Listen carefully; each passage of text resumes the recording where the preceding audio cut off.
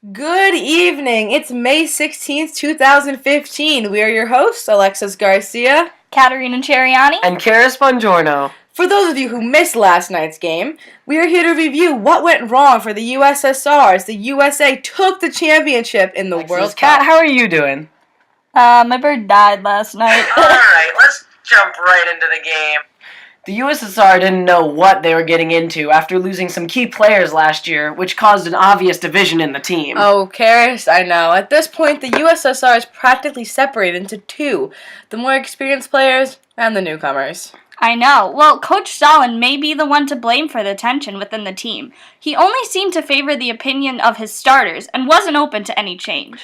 Within the first few minutes of the game, the tension between the players and the USSR was obvious. When they tried to dribble up the field but could not seem to connect passes, the USA took advantage of that and scored their first goal. Oh, that must have woken up the USSR because they were able to come back with a stronger offense, which the US was obviously not prepared for. That led to their first goal of the game. As much as we thought that would put the US in their place, boy, were we wrong. I know! As soon as the whistle blew, they were able to come down the field and at atomic speed, scoring their second goal of the game and the last goal of first quarter.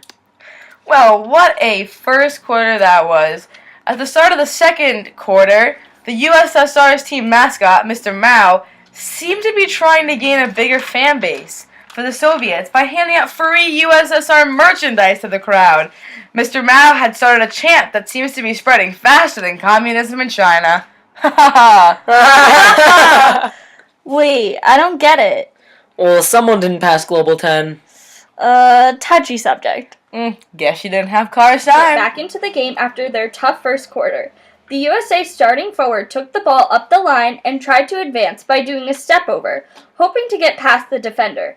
That forward then got past the defender, but he was able to catch up and slide tackle to get the ball back. Yeah, then the USSR was able to counter and score yet another goal in this fight.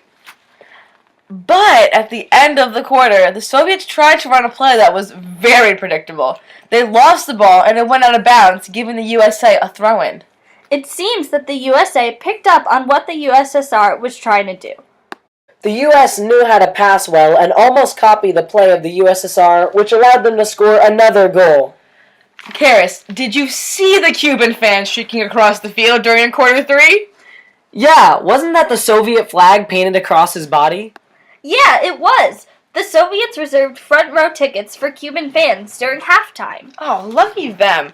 In the midst of the game, there was a controversial call in the USSR, causing the coaches of both teams to get into an argument because the USA agreed with the call, but the USSR, of course, did not. Yeah, and you could tell neither of them wanted to back down, but seems like the Soviets coach was getting really heated. Oh yeah, and then the ref just threw out that yellow card, causing the USSR to back down, which gave the US a free kick and got the Soviets to shut up. Oh, thank God. Now back to the real game. As the Soviets were dribbling down the field, the center back of the USA came out really strong for a slide tackle, hoping to take out the Soviet player. But right in front of the goal, the Soviet player was able to break through the tackle, giving him a one-on-one with the goalie.